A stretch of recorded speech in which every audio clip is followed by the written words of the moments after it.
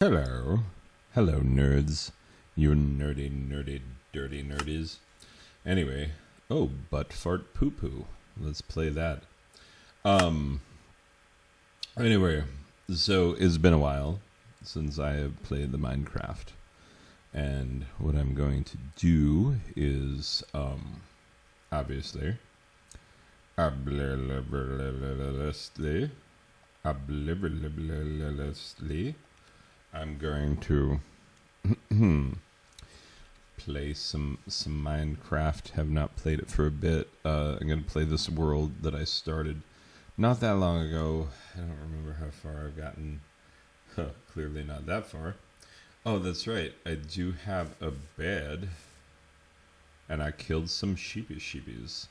Anyway, hold up. Do I have my sounds, my noises? Do I hear my noises? This feels like maybe it's not playing the noises. You just gonna hear me talking? Is that... Oh, this is... What?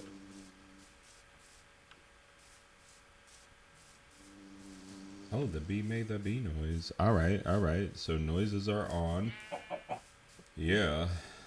Okay. You know, typically you run into villages wherever you see, like, biome meet biome. Especially plains meet desert, that kind of a thing. Is very typical to run into a village in such places. And yet, like, this world so far, I've got, like, several places where biome meets biome. Oh, wait. Whoa. Whoa. I think I just saw a desert temple over here. Or maybe a desert village. A village, maybe a temple, maybe... Okay, that's Jobby coming at me. All right. Nothing like a good belch into the microphone to make your fan base not appreciate you whatsoever. And given the fact that I don't have a fan base, I'm going to go ahead and guess that the appreciation is now, as it hath always been, non-existent. Okay. Ooh. Sorry, I just had me some lunch, and I'm drinking myself a ginger ale. Actually, it's not a ginger ale. I don't have no gin in it. Is just the ale part. You know, I'm at school. I can't be drinking no ginger ale at school. You know what I'm saying? Ginger ale with gin in it. Anyway. Oh my god, it's like big. They like expanded on the concept of the Tempuelo del Desierto. I'm slightly terrified that I'm going to meet like jobbies or some nonsense inside. Because, you know, mobs can spawn inside temples. It's all nice and dark up in there. Something eats. That's me. I'm something. I don't have any torches because I'm not that far enough in the game yet. Okay. Alright. We are on the inside of the temple. It's been a minute since I've done one of these, clearly. Because I almost died just then, you know.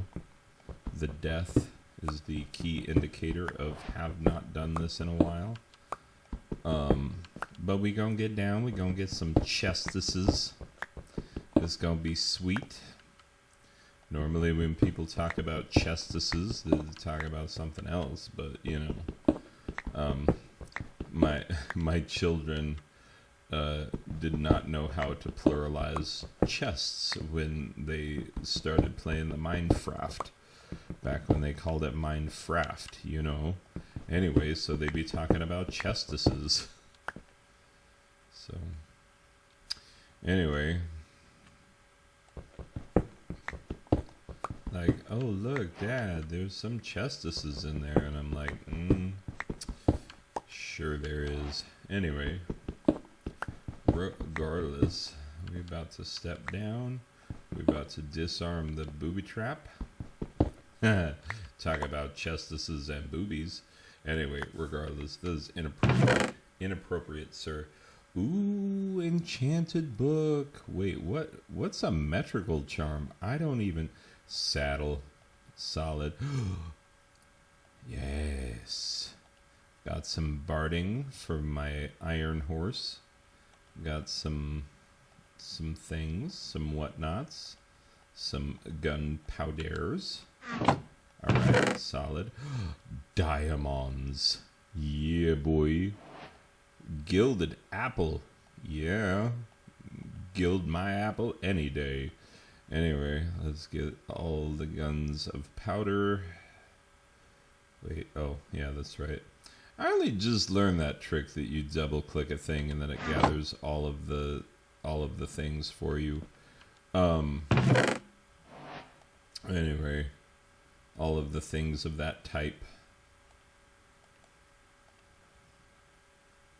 Anyway, apparently I can't do it right then.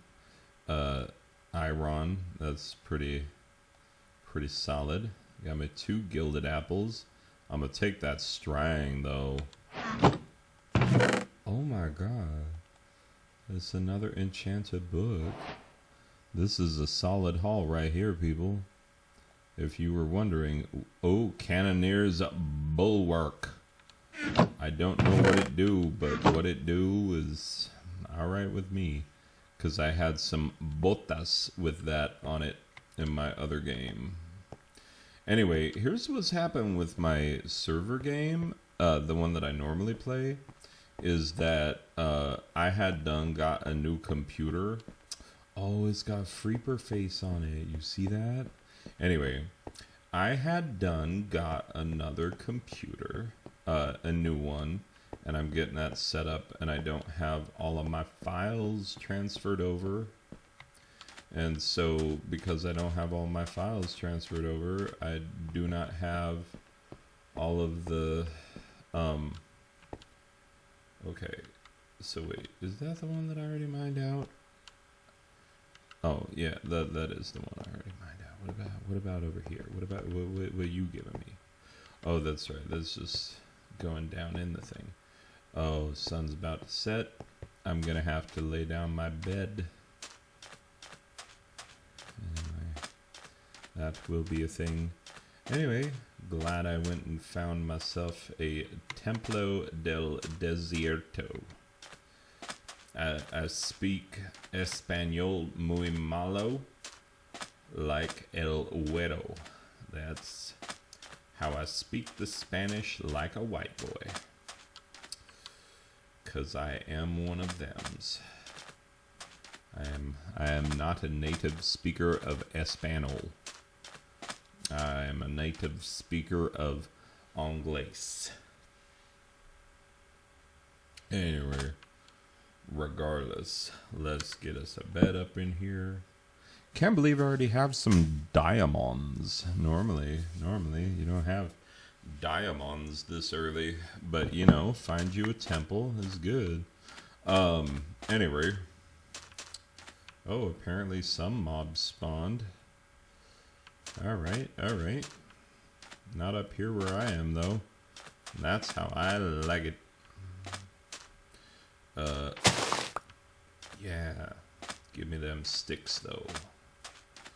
Anyway, we'll come back down.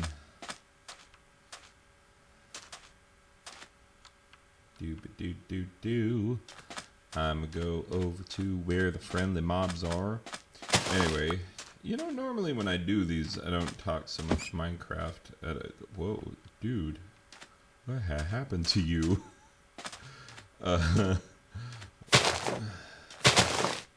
Anyway, regardless, I'm just gonna get a lot of sticks with my bed, you know, like you do. Anyway, so,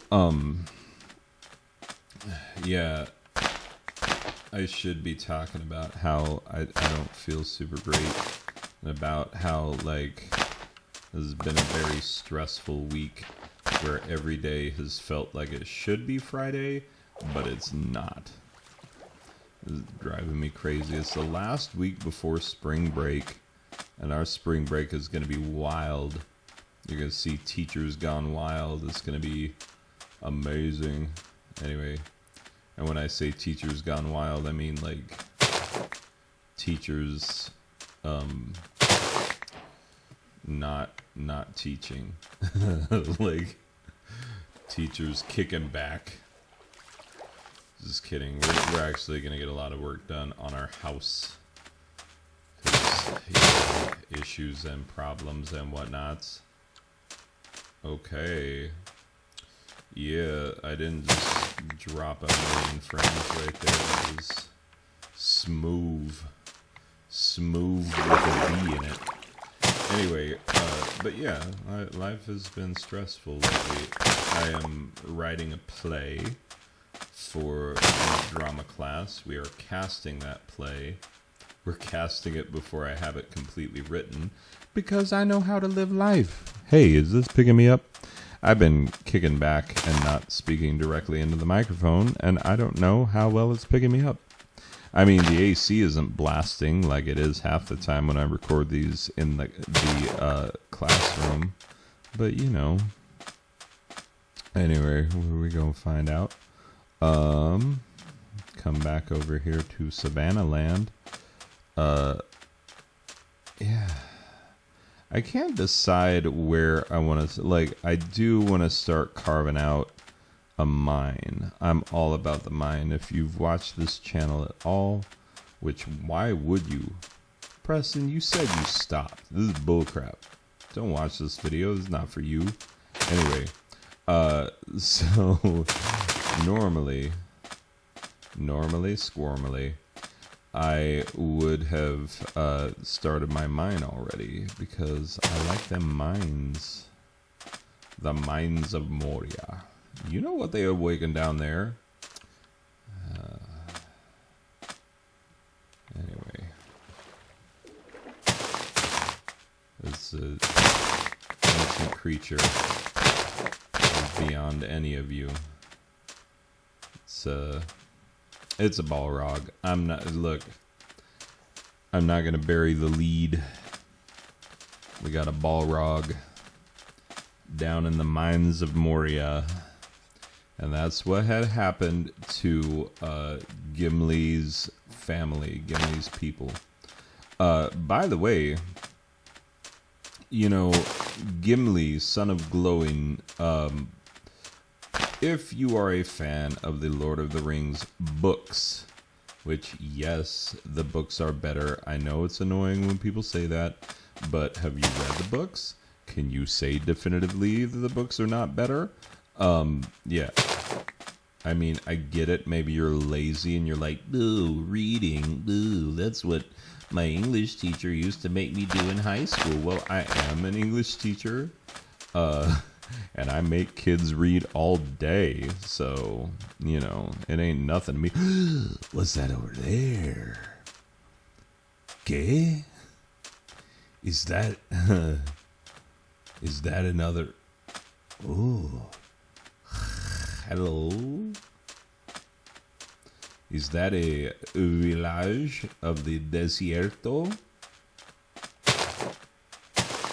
Because if so, I'm gonna go over there. And it's funny how in video games you get away with things that you would never get away with in real life. Like, oh, I'm just gonna walk into all of your houses without knocking and open up all the doors, and you know, just take whatever I want. I'm gonna rifle through your belongings and take all the things. Hello, villager. Oh my God, it's a kitty cat. I love him already. Hey, you. Hey, don't be closing the door on me. How do I know you ain't got, like, cool chestises? You gonna have... Oh, you're a Fletcher, aren't you? That's a new class of... Wait, what? You got a ladder to nowhere? What are you, kindergartner building this house? My daughter, when she was 5, she was playing Minecraft. She was making better houses than you. Oh my God. Of course, back then she was playing with like, she would be like, I want this skin, or the texture pack that has like all of just candy. Like her texture packs were an eyesore. Oh yeah, boy. Oh, I'm killing it right now. You know what? In exchange for your lovely emeralds, I will give you some delicious sandstone. And I will also take all your bread because I need food at this point in the game. What is this? Is it? Oh no, that's my birch and timber. See, I can barely see on this small screen. Anyway, thank you for your whatnots and your such ases and your thingies. Having a hard time remembering which one I've been in and which one I haven't. If these villagers would just leave their doors open like I told them. Anyway. Oh, but yeah, Gimli, son of glowing. Yeah, that's right. I was talking about that. This is a very important point. You need to know this. This will be on the test later. Anyway, Gimli, son of glowing. Like, the dwarves are a proud people. And look, I play dwarves whenever I get the chance. If I'm playing a role-playing game, if I have the opportunity to play a dwarf, I will take it. Because... Oh, what? Oh, did you hit yourself on it? What? That's not even... Dude, how did you hurt yourself? What are you doing in your life? Like, yes, there was a cactus nearby, but not that close. Anyway, regardless, have I been up in this one? Oh, no, I have not. Is that a forge? Yeah. Anyway, hey, normally the blacksmith shop has all the good chestesses. Where are my good chestesses, you blacksmith shop? When I said shop, I said it with 2 P's and an E. Ooh, look at that. Oh, that's looking good. That's some terracotta. Anyway, meow yourself, kitty. I love the kitties. Though I've never had one as a pet in Minecraft. In real life, oh, I've got plenty of kitties. I have a hard time not... Yes, the bookshelves. I tell you what, like, I get very excited for bookshelves in Minecraft because that means I can chop them and get the books and then make bookshelves of my own someday. You know, when I've got an enchanting table and I need to enchant things. Anyway... See, I'm just stealing people's things. I'm not going to touch your lectern. That's yours. That's for you.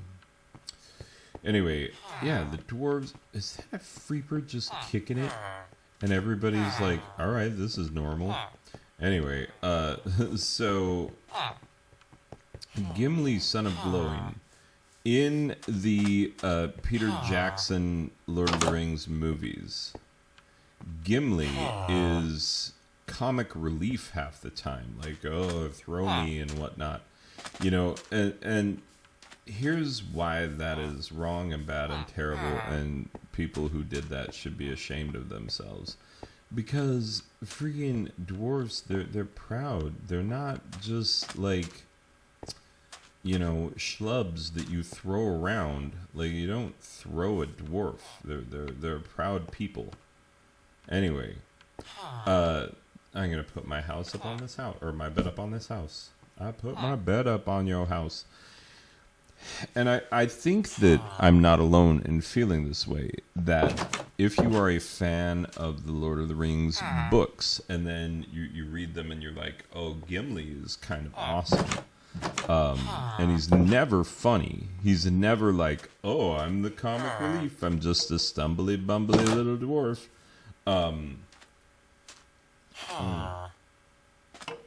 Oh, that's delicious drail. Maybe later tonight I'm gonna have one with gin in it. Anyway, but what the? Oh, that's right. You can equip. Anyway, I forgot that was a thing. See, that's it. Like, I've had multiple times where I wasn't playing Minecraft very often. And so I forget things like, oh, they added shields and they added like many friendly mobs and a bunch of unfriendly mobs and there's a bunch of things. A bunch of things. I'll push your buttons. Oh, son of a... Sorry about your house, bro. Oh, man. Yeah. I would just, let's see. I would just take that cut sandstone. Actually, I got some clay right here. I would put that. I would take some of that cut sandstone. I'm gonna put it. Yeah, it looks great. That's just perfect. You only got one bubbin left. Sorry about your bubbins. I'm gonna fold these down. This is how God intended. Yeah. But Gimli, son of glowing, he's not comic relief. He's a serious character. And so the fact that you read the book and you're like, oh yeah, I've got a feel for who this character is. I know what he's all about. At no point are you thinking to yourself like, oh, he's going to be cracking wise about like, the dwarvish women having beards and like, tossing dwarves and whatnot. Like, you don't joke about that because you're serious, because you're a serious character. And it's one of those things like, ugh. So I'm a nerd purist. I'm like a chore to be around. Let's just call it what it is. I am a chore to be around half the time. And half the time, that's generous. Anyway, but the fact is that when you really, really care about the purity of your nerd nonsense, you care about things like, oh, did they take one of my favorite characters and just make them a joke? You know what I'm saying? Because you don't want one of your favorite characters to just get turned into a joke. Gimli is not a joke. Gimli is for real. And if you think Gimli is a joke, I'm going to have to... I'm going to lay some hurt down on you. It's going to make you cry. Anyway, but yeah, that's why it was, and they do it like, okay, classic example, all right? So, Star Wars comes out 1977, and it's a surprise hit. Everybody, like, they had space movies before, they had space movies after, but none of them had the success, had the appeal that Star Wars did. And why? Well, because Star Wars, like, you can make all kinds of arguments about, like, Joseph Campbell and the Hero with a Thousand Faces, or, whatever you like, how heavily, George Lucas borrowed from, like, all the good spaghetti westerns and how much he borrowed from Kurosawa and other Japanese directors and whatnot. You can make all these arguments. It's fine. But, at the end of the day, I think that most people... Oh, God, yeah, you always have to loudly belch in the middle of making a cogent argument about Star Wars and its appeal. Anyway, the fact is, like... when it comes to Star Wars, most people are thinking in terms of, like, I like this. I like this movie. I enjoy it because it is good, because it was created as a good thing. And they aren't thinking in terms of, like, well, does this, correspond to the hero's journey? Is the cinematography reminiscent of the the various masters of their form that have gone before? Like, most people are not thinking about those kinds of things. Because they're not. Because, the kinds of people who think about those things are nerds. They're film nerds. Like, that's who cares. That's who thinks about it. And so, a lot of the reasons why Star Wars crosses over and crosses over hard. The original trilogy, the only yeah. When I say the original trilogy, I'm leaving out those stupid prequels for reasons I'm about to get into. Because in the prequels, there was a lot of freaking comic relief. Like, just you could tell that they were like trying to appeal to a segment of the population that may or may not give the slightest crap about Star Wars. It's like, you don't have to do that. There's no law that says, hey, you have to make mass crossover appeal to people who don't even care about the thing that you're doing. Like, why would that be a thing that anybody does? You know what I'm saying? Like, you can give a crap about Star Wars. You can not give a crap about Star Wars. And if you don't give a crap about it, then they shouldn't be pandering to you to try and get you to come watch the movie. Now, granted, I understand from the point of view of like, well, what if we want to make piles of money for this Star Wars that we have made? And like, yes, George Lucas did put himself on the line financially for all the early Star Wars stuff, and he was believing in it when nobody was believing in it. Yes, I understand, I appreciate, I get it, but be that as it may. I'm just, why do I have this stone pressure plate? Gotta keep it, it's very important. I'm gonna keep my iron just because you never know. Alright, I'll keep everything else. Looks fine. Anyway, and I definitely need to make another pickaxe, except this time. Actually, I'll make 2 stone ones. That should get me pretty close. Anyway, so, la-da-da-da, do-do-do, do-do-do-do-do-do-do. But yeah, when you make those,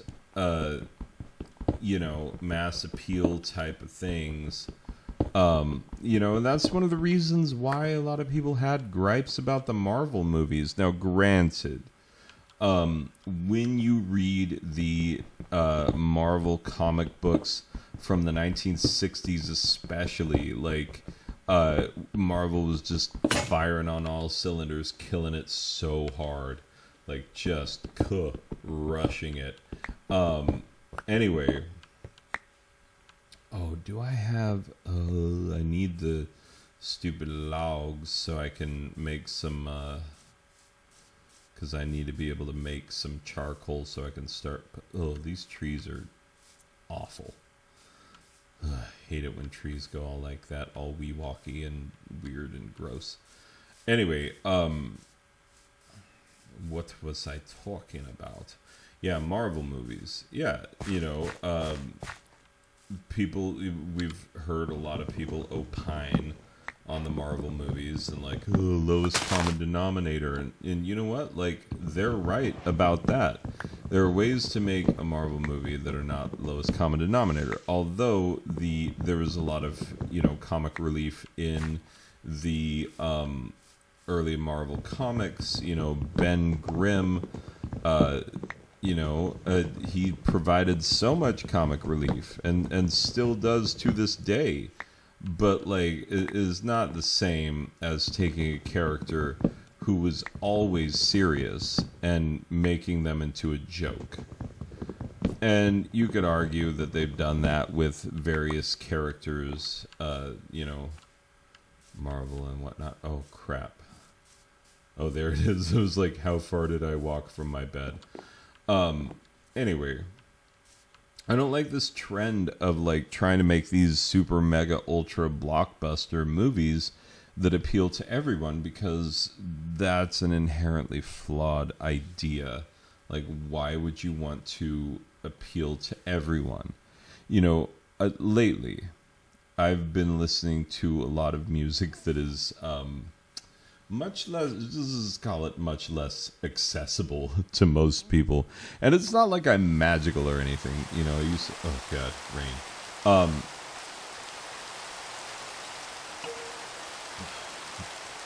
I used to look at people who could listen to music that to me did not sound very musical as like, oh, you're a higher order of being, like you're a much better human than I. But I don't think that's true, honestly. You know, I'm happy if you listen to music at all, and especially if you give money to the artists in this day and age. And when I say give money, if you're listening to them on Spotify or Pandora and you're giving them 0.7 cents per listen, swear to God, that is the actual number. Oh yeah, I was gonna go make a furnace and make me some charred coal. Anyway, but like, if you're listening to music and you're supporting the artist, good for you. There's all kinds of music for all kinds of different people. There just is, and it's good and it's fine. And I'm not gonna tell you what you should like. Although sometimes I break my own rule and get all like, "Ooh, well, if you don't like this band, then you don't understand anything." Ooh. You know, I'm very uppity. Anyway, but yeah, essentially, like, you know, music exists for the benefit of everybody. You know, it's music. It's there to be enjoyed. And so enjoy it. Enjoy it while you got it. But yeah. Anyway, I've been listening to a lot of music that I used to not enjoy at all. Like, ambient. Actually, it should be pronounced ambient. I've heard a lot of people say ambient. I listen to a lot of ambient musics. But I was listening to an interview with Brian Eno yesterday, and he called it ambient. So I need to change, because those terribly uppity people that I was talking about, I am definitely one of them. Anyway, because I'm terrible. Ba-doop-boop-boop-ba-doop. Just wait for this to cook. Anyway, so yeah, it's just like long, drony instrumental business that does not have. You're not gonna hear it on the radio. It's too long. You're gonna be like, oh, this is new space music by Brian Eno, and it. By the way, new space music like is freaking magical. It transports me to places that I can only I can't really get to otherwise. Oh, I've got some of the bench, not the entire bench, just some of it. Goodness. Anyway, so fact is, like, the new space music, Brian Eno, transports me magically. Like, it does things to my brain that are amazing, that I don't remember music quite having that kind of effect, although it's had many profound effects on me over the years. Anyway, but yeah, oh, holy Moses, nope, this is not going to be our mine. Look, it's fine to run into a ravine after you've been digging for a while, but when you run into it right off the bat, nope. I'm going to take this. I'm going to take this. I'm going to take this. Oh, shoot. Okay, I forgot it was full of things. Oh, good, I still have it. Wait. And I still have all the dirt. Yay! Dirt blocks. Anyway, let me just take these and get away from me. Anyway, I'm gonna have to go. Yeah, that's right. I'm really close to the village, and villages and ravines are They go together like Ramalama Ding Dong, Ramalama Lama Gading Ding Ding Dong, Shoo Wop Shoo Wop Shoo Wop Shawally Woo, Chang Chang Changity Chang Chabob. And that's the way it should be. Anyway, so yeah, that type of music, and and I've listened to a lot of Frank Zappa, listened to a lot of Brian Eno, a lot of Frank Zappa, and also, as if that were not intolerable enough, because I know you're probably like, oh my god, these insufferable, people who listen to Droney McDronerface. And then listen to like, ooh, I play guitar with a violin bow. What do you think about that? Yeah, I know. Look, I know when I'm being absolutely intolerable. Because I'm the guy who's sitting there with my lovely wife, and I'm playing some Brian Eno, and I'm like, hey, what does this do to your brain? And she's like, not much at all. And I'm like, oh, that you're wrong. Like it takes you to places you just have to, you're not willing right now. Oh god, like who? Blech. Yep, no fun at parties. That's what we're talking about. Someone who is no fun at parties. Anyway, but yeah, the idea of mass appeal, like, oh, yeah. So I didn't get to the as if it were not bad enough. Is that the same freaking one? Am I just walking in circles? I probably am. Anyway, I'm just gonna go right here. And we're just gonna run into the ravine from the village.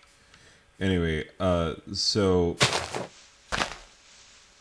yeah, like music that is inaccessible to a lot of people, not because it isn't good, but because it is an acquired taste. And speaking of acquired taste, I am reminded of, I used to live in Cambodia, and there's a guy I knew who, like, there are a lot of Australians in Cambodia because it's not that far away. And our Australian friends that we knew were always eating Vegemite, as they do, which, if you don't know what it is, imagine if Nutella, instead of being made of delicious hazelnut-flavored chocolate, were instead made of fermented yeast and sadness. That's Nutella. Anyway, so Nutella is bad, and the people who make it should feel bad. Let's see. I'm gonna kill this with mutton. 1, 2, 3, 4. Anyway, break dirt with meat. Anyway, but yeah, so this American guy that was there. We were living in the same house, and he was like, every morning I'd see him eating Vegemite on toast, because it is a toast spread, and he'd be eating it with a just dour look on his face. And I asked him, I was like, it does not look like you are enjoying that at all. Why are you eating it? And he said, well, I heard it's an acquired taste, and I decided that I wanted to acquire it. Yep, that is the thing. So, yeah, in addition to my nonsense with the ambient music and the, progressive psychedelic ridiculosity that, that I also listen to, I've also been listening to a lot of jam bands, a lot of Phish especially, but also some Moe, some Humphreys McGee, some good things. Anyway, but yeah, I know that is completely intolerable. I know that, like, So many people who listen to jam bands are just the worst. Like, I get it. If you're thinking about the people that you know that listen to jam rock, you're like, barely passable as humans. And I'm like, yeah, I get it. I know what you're saying. I'm picking up what you're putting down. It is. Oh wait, I'm gonna hold on to those. Anyway, it's yeah, an unfortunate thing that many of the people who do listen to such things are like, they themselves are inaccessible as human beings. It's like, ugh, who even wants to know you? And I get it. I do. I truly, truly do. But like, it's not for everyone, and that's okay. Like, Phish knows that they are not for everyone, and they're not playing for everyone. They're only playing for those people who are like, you know, if they're going on tour, those people are buying tickets, multiple cities, they're traveling around. Like, that's who they're playing the music for, because that's ultimately who cares the most, and that's where they make their money, their bread and butter, and like, you know, there's also a lot of toxic people on, if you're watching on YouTube, you know, YouTube, the scraping the bottom of the barrel of humanity since whenever YouTube was invented.